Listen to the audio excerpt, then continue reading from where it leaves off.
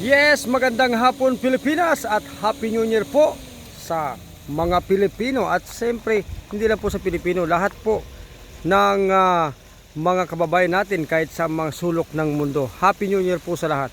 At siyempre mga kababayan, tayo po ay nandito sa probinsya ng Albay. Abay, yan po nga inyong natatanaw, yan, natutok po ng ating camera, yan po ay Masbate sa Tawid. Ayan. At at the same time, napaka banayad po nitong dagat ngayon mga kababayan. At yung ang mga kalsada nga pala mga kababayan ay ikutin po natin at titinan po natin yung mga kalsada kung ano na ba at kumusta na ba yung mga ginagawa ng ating mga kontraktor o ano ba ang pagbabago ng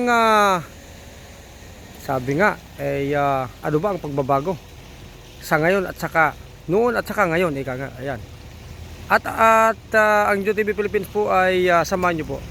Maraming salamat Pilipinas at mabuhay po tayo.